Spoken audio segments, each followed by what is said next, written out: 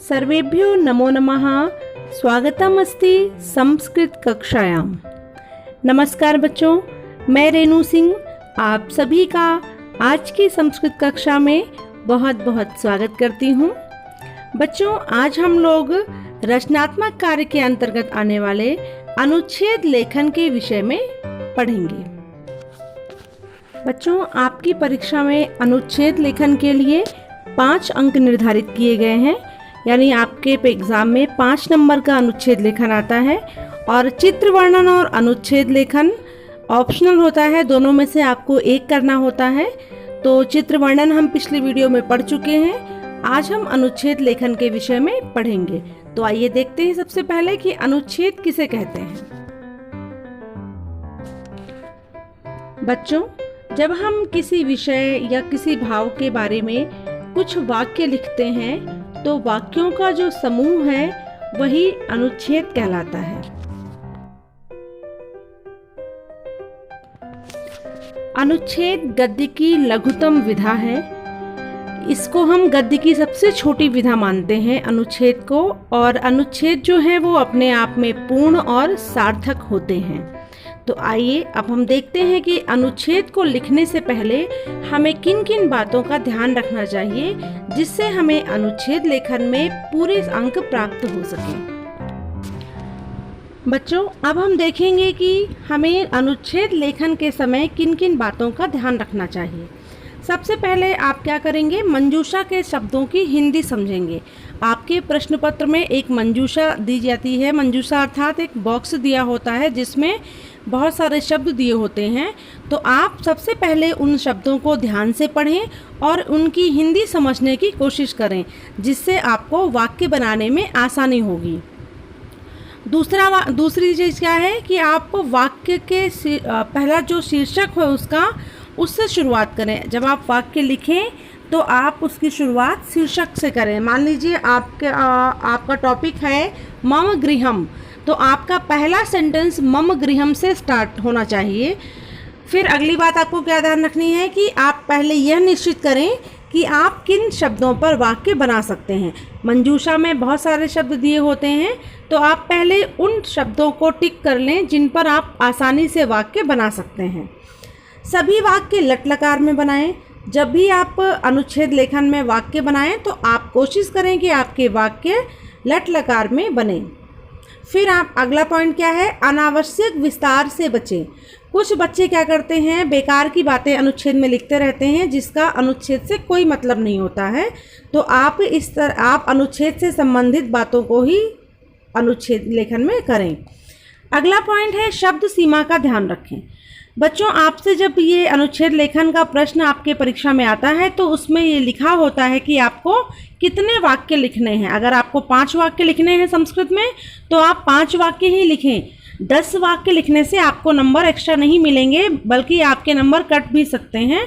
तो इसलिए आप कोशिश करें कि आपके जो वाक्य अच्छी तरह से आपको जो वाक्य आते हैं आप उन्हीं को लिखें।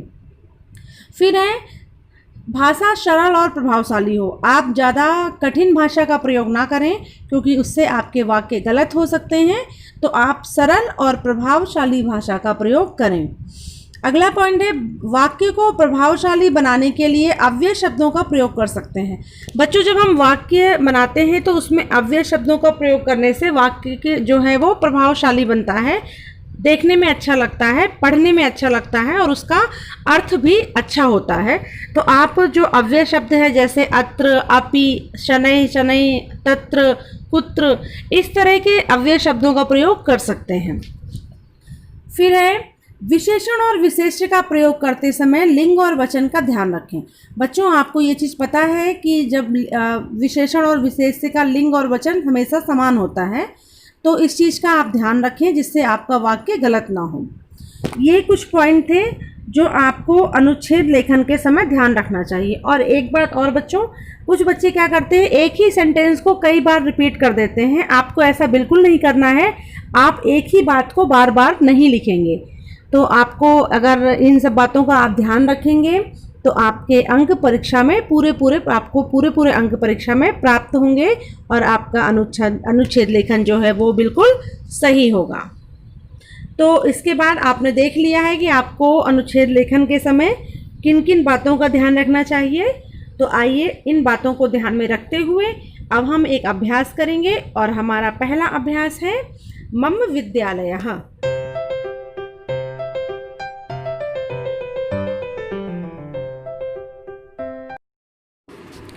बच्चों, सबसे पहले हम ये देखेंगे कि हमारी मंजूषा में जो शब्द दिए गए हैं उनका क्या अर्थ है।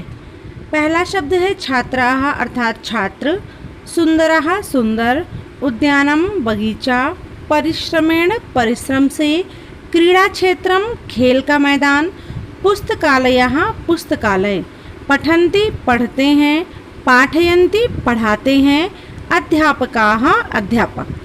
अब आपने मंजूषा के शब्दों की हिंदी देख ली है। अब हम पहला वाक्य किस पे बनाएंगे? शीर्षक पर बनाएंगे और हमारा शीर्षक क्या है? मम विद्यालयः। तो हम शुरुआत करते हैं शीर्षक से। तो पहला वाक्य हमारा बनेगा मम विद्यालयः सुंदरः अस्ति। इसके बाद हम फिर बनाएंगे उद्यानम पे। तो अत्र सुंदरम उद्यानम अस्ति। मैंने आप लोगों को बताया था कि आप अव्यय शब्दों का प्रयोग कर सकते हैं। तो यहाँ पर हमने अत्र अव्यय शब्द का प्रयोग किया है और सुंदरम जो है वो उद्यानम का विशेषण है। फिर हम अगला वाक्य देखते हैं किस पे बना सकते हैं? छात्राः पर। और छात्र क्या हो? छात्र के साथ में क्या लगेगा? पठन्ति। तो यहाँ पर हम लिखेंगे विद्यालये छात्राः पठन्ति। नेक्स्ट क्या है? अध्यापकाः। अध्यापक क्या करते हैं? पढ़ाते हैं। तो यहाँ पर आ जाएगा पाठयन्ति। अध्यापकाः। और एक और शब्द है परिश्रमेण। परिश्रम से। अध्यापक कैसे पढ़ाते हैं? परिश्रम से पढ़ाते हैं। तो हमारा वाक्य क्या बनेगा? अध्यापकाः परिश्रमेण पाठयन्ति।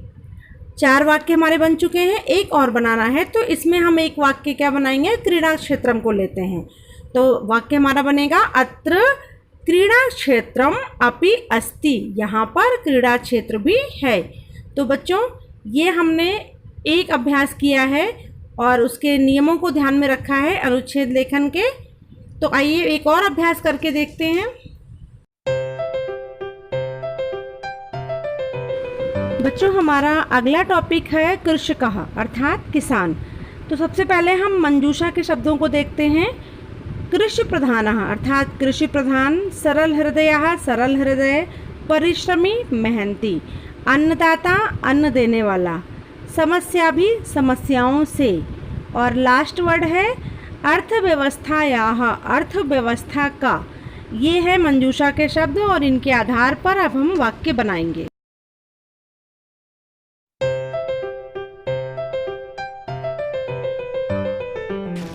बच्चों, हमने पहला वाक्य बनाया है भारतम एकः कृषि प्रधानः देशः अस्ति। भारत एक कृषि प्रधान देश है। इसके बाद हमारा दूसरा जो था मंजूषा में शब्द था वो था अर्थव्यवस्थायाः। तो इसके आधार पर हमने वाक्य बनाया है अतः कृषकः भारतस्य अर्थव्यवस्थायाः मूलम। इसलिए किसान भारत की अर्थव्यवस्था के मूल हैं। नेक्स्ट है सरल हृदयः। इसके आधार पर हमने वाक्य बनाया है भारतीय कृषकः सरल हृदयः परिश्रमी च भवति। बेटा, यहाँ पर लिखने में थोड़ी सी मिस्टेक हो गई। भवति में जो है वो छोटी की मात्रा लगेगी। नेक्स्ट है अगला वाक्य हम बनाएंगे अन्नदाता। इस शब्द के आधार पर तो हमारा वाक्य बनेगा सः अस्माकं अन्नदाता वर्तते। वह हमारा अन्नदाता है, अन्न को देने वाला है। और लास्ट वाक्य हम बनाएंगे समस्या भी इस शब्द से। तो हमारा वाक्य क्या बना है? अधुना कृषकः अनेकाभिः समस्याभिः ग्रस्तः अस्ति। इस समय किसान अनेक समस्याओं से ग्रस्त है। तो इस वाक्य में देखिए हमने अव्यय शब्द का भी प्रयोग किया है और विशेषण और विशेष शब्दों का भी प्रयोग किया है।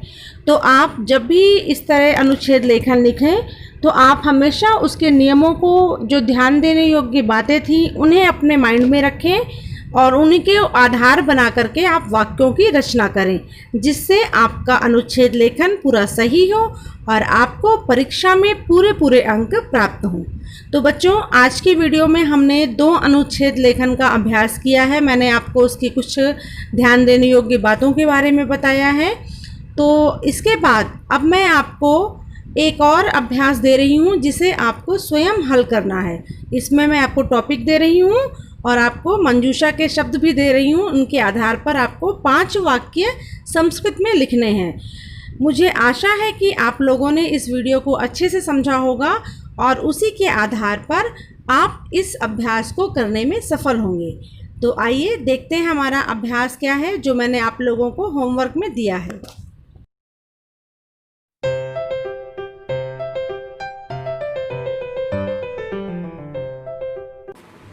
बच्चों, आपके सामने जो पिक्चर है इसे देखकर आप समझ गए होंगे कि ये लाइब्रेरी की यानी पुस्तकालय का चित्र है और इसमें मैंने मंजूषा में कुछ शब्द आपको दिए हैं। सबसे पहले आपको मंजूषा के शब्दों की हिंदी समझनी है और फिर अनुच्छेद लेखन के नियमों को ध्यान में रखते हुए 5 वाक्य संस्कृत में बनाने हैं। तो आशा करती हूँ आप लोगों ने अभी वीडियो में जो भी देखा और सुना उसके आधार पर आप बिल्कुल सही वाक्य बनाएंगे और इस अनुच्छेद लेखन को अच्छे से पूरा करेंगे। फिर भी अगर आपको कोई समस्या आती है तो आप मुझसे प्रश्न पूछ सकते हैं।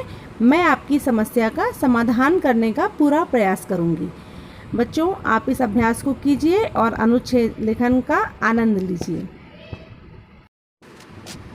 बच्चों, इस वीडियो को देखने के लिए आप सभी का बहुत बहुत धन्यवाद। नमो नमः, पुनः मिलामः।